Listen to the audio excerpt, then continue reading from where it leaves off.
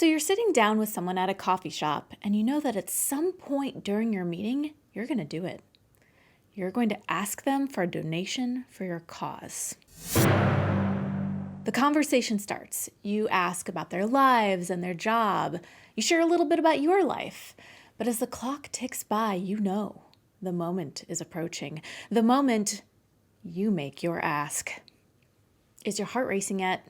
Are your palms sweaty? Feeling a little flush in the face?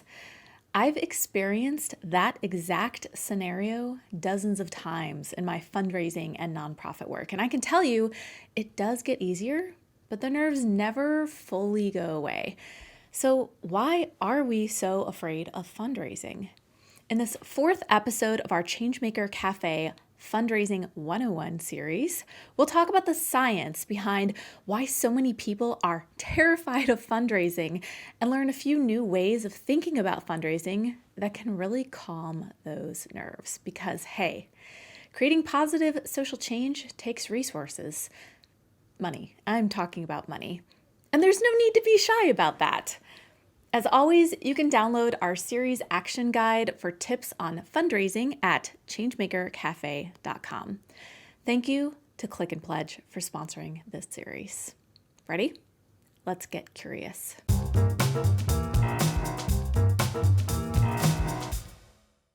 Warning. Watching Changemaker Cafe may lead to side effects such as caring a lot, an insatiable desire to help others, growing your skills to change the world, or becoming a leader in your community. For best results, use an open mind and share with all your friends. Fundraising, specifically the part where you're asking for money, activates a stress response in our bodies.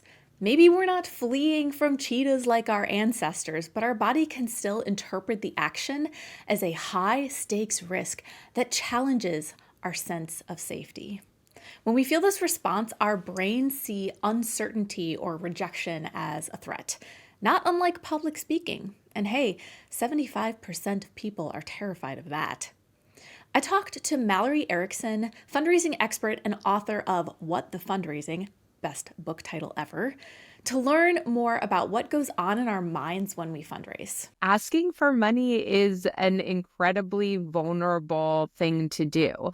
And it's vulnerable for a lot of different reasons. We live in a society where money is highly stigmatized. We feel a lot of pressure as nonprofit leaders, both for our own sort of jobs to stay intact, but also those of our peers and the impact of our work and our organization. So asking for money is not just about asking for money, which is already really hard and vulnerable to do because you're risking rejection, but the stakes are also so high for so many things that you care about. Sometimes, as Mallory pointed out, the pressure and the fear of failure is high. If you're fundraising for a cause as a passionate volunteer or social impact founder, of course you want to succeed for the sake of your mission of helping others. And if your actual job, how you're able to put food on the table, is to be a fundraiser, you have both the success of your mission to worry about and the fear of failure impacting you or your team members' livelihoods. Speaking from personal experience, it can be a lot, but it turns out it's completely normal. And these fears are not just in your head, but where did they come from? Certainly, any situation where rejection is a possibility might spark this kind of anxiety in our bodies. But is that all it is? It turns out there's a little more going on under the surface here. According to experts like Mallory and others, anxiety around fundraising comes from a combination of a few things. One, the natural fear that comes with a risk of rejection or failure, but also, two, societal and cultural perceptions about money, charity, and fundraising overall. Now, we talked about how some modern-day beliefs and attitudes around fundraising, for better or worse, were shaped by cultural, political, and even religious factors dating back from decades or hundreds of years ago in the first video in our Fundraising 101 series. Let's talk about a few of these societal and cultural perceptions that experts believe are likely impacting how we fundraise today. It could be that one of the reasons fundraising feels so scary to some people is that just talking about money in general feels scary to some people. In fact, a recent study shared that the majority of Americans 62% avoid talking about money. Where did this avoidance come from? Childhood, apparently, like all of our traumas. It turns out more than half of those surveyed said they never talked about money growing up. Not only that, but 1 in 4 were even taught that it was rude to talk about money at all. Let me know in the comments. Was that your experience? Unfortunately, you know what you can't do unless you talk about money? Fundraise. It makes sense. If you were brought up to believe that talking about money was inconsiderate, you probably also feel discomfort when asking someone for money, even if they might be genuinely interested in helping your cause if you'd only ask them to. So what do we do about it? First, we need to acknowledge that while talking about money may be taboo for a majority of Americans or other cultures, the reasons for that discomfort will vary from person to person based on their unique circumstances and backgrounds. And when we become fundraisers, either as social impact founders or volunteers or fundraising staff, we bring our money history and beliefs into the picture, whether we realize it or not. So, starting with a better understanding of your own personal beliefs about money is a great start, according to Mallory. You need to investigate what are some of the underlying thoughts and beliefs that have shaped the culture, your cultural orientation to money, your own money stories, where they come from, what are they rooted in. There's a lot of folks who focus on trauma related to money stories and sort of how you shape those to be able to approach conversations about money differently. But I think on an organizational level and thinking about our sector, it's also what are the thoughts and the beliefs and the cultural norms that we've created around money inside our sector that then understandably lead to a really uncomfortable feeling when we're participating in that, because it's not filled with abundance and opportunity and valuing all of these other really important components of what the sector brings to the world, what we're bringing to our work. And so it makes sense that we feel really disconnected from that because we haven't sort of built a culture around fundraising, around the movement of money that is rooted in positive thoughts and beliefs. As Mallory explains, culture shapes us as fundraisers, but the reverse can also be true. As individual fundraisers, we can help shape culture too. To dig deeper, ask yourself questions like, what messages, positive or negative, did I grow up hearing about money, wealth, and asking for financial support? Or when I think about asking someone for money to support a cause, what emotions come up for me?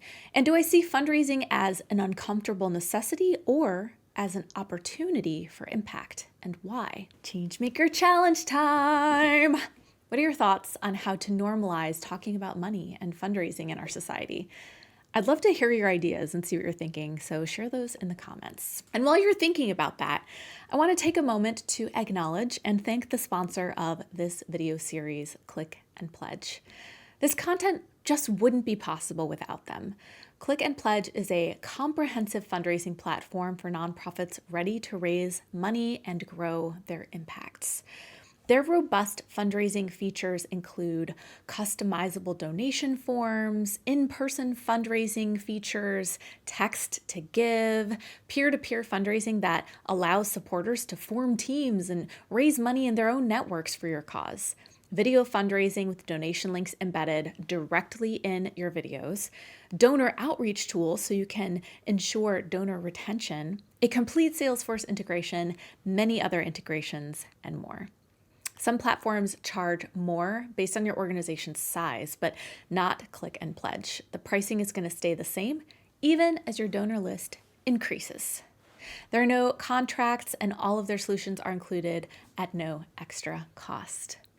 Learn more about Click and Pledge's fundraising solutions and get your first month free using the links that I'll leave below this video. You can always get in contact with their team to ask questions or schedule a demo or sign up to give it a try right now. The ironic thing about being afraid to talk about money is that at the same time, we value money very highly as a culture. We often measure the worthiness and value of businesses, projects, and sometimes even people by how much money they have or make. But at the same time, we're afraid to talk about money in our personal lives. In the for profit business world, profit is the highest measure of success. Competition is a natural outcome when businesses are battling for consumers and market share. But in the nonprofit and social impact world, the highest measure of success is how many people have we helped? Or how much suffering have we reduced? While creating these outcomes requires money, money is not the end goal. Still, as changemakers focused on improving the world as our end goal, it would be hard to ignore the influence of a competitive culture on our social impact work and even our fundraising. There's this layer of money culture, particularly in North America, in the US and Canada, that we see play out in terms of what becomes fundraising culture, which is really rooted in this scarcity mindset, these transactional ways that we fundraise. And then it creates this culture of fundraising that can be really toxic and really problematic to both fundraisers and donors. We talk a lot about a culture of philanthropy in our sector, but I'm really interested in having more honest and open conversations around the culture of fundraising and where that comes from and how we change it. When fundraising is treated like it is transactional, like we're trying to sell a car or a pair of shoes, it gives the impression that the end goal is money instead of what comes after it, the good that the money will do in the world. And that mismatch can feel uncomfortable in our body. So instead of allowing ourselves to think of fundraising as transactional, fundraising experts recommend that we approach it a different way with what they call transformational fundraising. We've talked about this in other videos, but just as a recap, transformational fundraising is a strategy that focuses on building long-term relationships with donors. It centers on two goals. First, focusing on treating donors as human beings who crave an authentic connection, not ATMs. You don't want to be like that annoying friend who only remembers that you exist when they need money, right? And secondly, remembering that giving money is one way people actually enjoy making a difference. There are people out there who would love an opportunity to make a meaningful impact on a cause that they care about. And to them, being asked to give doesn't necessarily feel like a burden. It feels like being offered a chance to feel a sense of purpose and meaning. Great fundraising is not an ask, it's an offer. Like what I found was that in those great moments of fundraising, it was about partnership and opportunity and collaboration and giving people the opportunity to make the change in the world that they wanted to see. And that is an incredibly sacred and special thing to facilitate as a fundraiser. And so I started to adopt that belief and remind myself of that belief and catch myself in those moments where my stomach would be sinking to say, okay, is there one of those like fear beliefs that's taking control right now? What can I do to sort of reframe that in my mind, self-coach myself to help me be able to feel sort of more embodied in the moment? At the end of the day, working through the personal and cultural perceptions we have around money and social impact work can help us be the best fundraisers for our cause that we can be. I think it's okay if you're nervous about fundraising. I think it's okay to be afraid to make an ask. I often will say in a meeting, this next part makes me really nervous, but I also think it's one of the most sacred parts of my work. And so I just want to sort of acknowledge how I'm feeling going into this really vulnerable conversation and open that up for us to, talk more genuinely about what it looks like for you to invest more deeply in our work. And because I think when we are waiting for the moment where we've overcome our fear, we're going to be waiting forever. And the next step is remembering that donors are human beings with flaws and a desire for authentic connection, like I said, and a goal to make the world a better place, just like you. For new fundraisers, I think it's really about start to notice like when fundraising feels really good to you. Start to notice when do you feel really connected to a donor. And start to track that a little bit in your body. And also know that sometimes you're going to do something and it's not going to feel good. And you're going to be like, ooh, that was transactional. And then have grace for yourself. Forgive yourself. We all have done that a bazillion times. So I think for new fundraisers, it's about you're figuring out how to build relationships in a different way. In the next video in our Fundraising 101 series, we'll talk about how to launch your fundraising efforts for your cause. In other words, what are the ingredients you need to prepare to fundraise like a champ?